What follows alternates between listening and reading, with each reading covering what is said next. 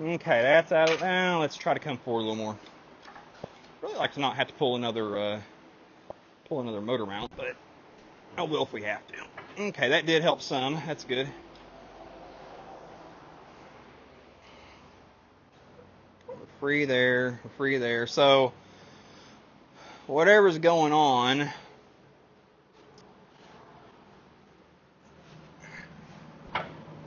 I believe is happening underneath. So let me take a quick look-see under here. See what I need to do. Okay. What's going on under here, guys? Okay. Let me get a jack under there. Just kind of lift up on the tail housing because it appears the back of the tail shaft is hanging on the frame. Is what it looks like anyway. So see if that helps us at all. It's been a long time since I pulled a motor out of a body like this. Many, many years ago. So I don't quite remember everything that's entailed. But I've done it multiple times. 20 years ago. So it's like having to learn it all over again. Some of it's familiar and some of it you don't remember at all. But like I said, there's nothing really difficult about it, especially like a new car. That's one thing I'm glad I don't do no more. I was working on new stuff. Ugh. I'm so glad I don't work doing this crap for a living no more when it comes to new automotive stuff.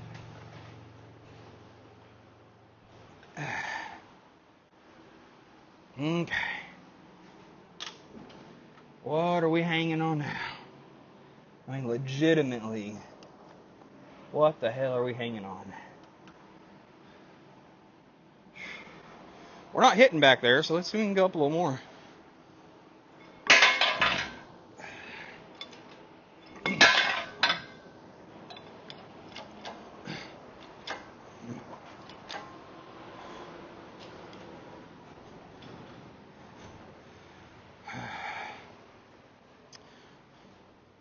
I mean, honestly, at this point, it might just be the angle of the dangle.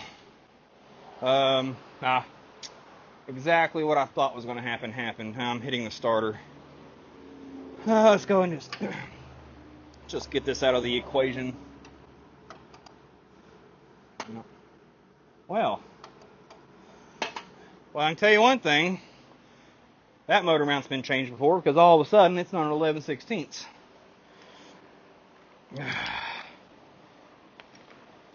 Feels like 5/8.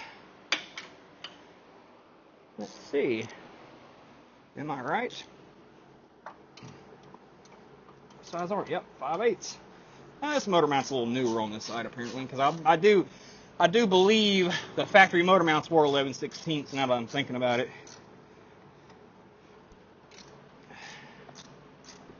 5/8. This has to be a later model motor mount.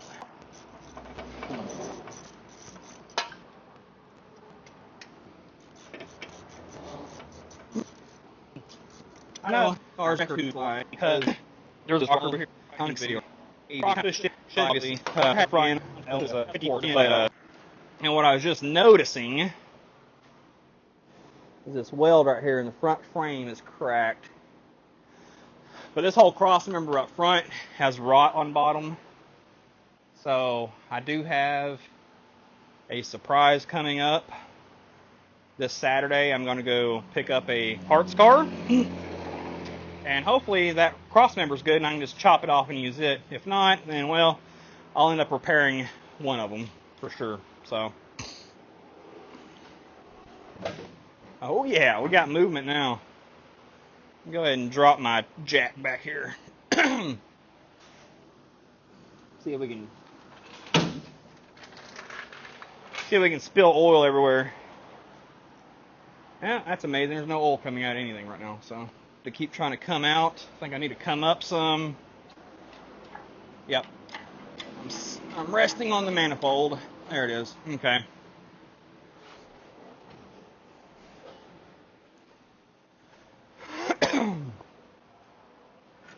Also, this car has a 3-speed overdrive in it. So, I also have to try to get this cable out. I don't want to tear it up because it's worth something to somebody. As is this transmission. I know people out there love purist stuff, and a good working or a good rebuildable 3-speed overdrive is definitely desirable by some people, not myself. So, but I can go ahead and come up on this, and looks like I can come quite a bit forward. Ah, speedometer cable. That's what's going on. But you know what's funny? Yeah, it's still in here. Okay. Well, let me just loosen that bolt and take it out then, because I don't feel like jacking with that either.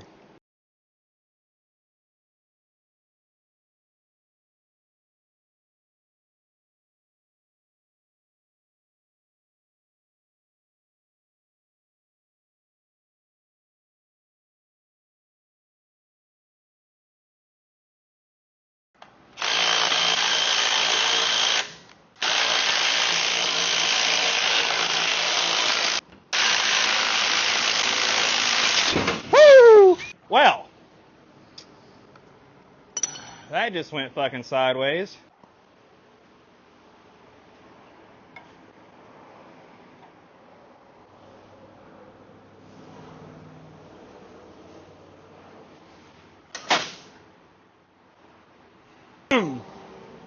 That's not going nowhere. It's got a safety on it.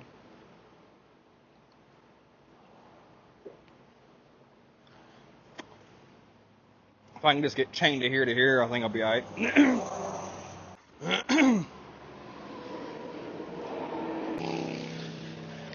Actually, I got it backwards. I want to go this way with it.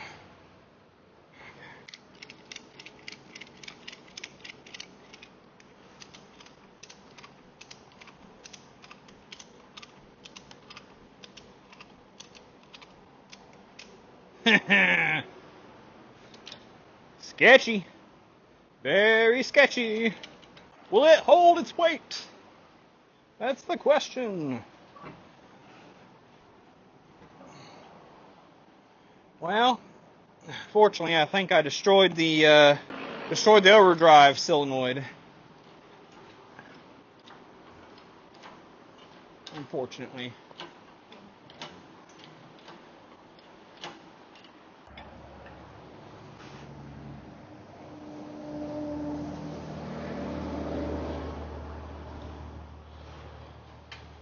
That's a heavy mother trucker. Heavy mother trucker. Look at this thing. Scary. Yeah. What you get when you use Harbor Freight crap, I guess. You inherently assume a little bit of risk, I guess, when you buy stuff from them. Anyways, guys, please like, subscribe, share, follow along, and I'll see you next time.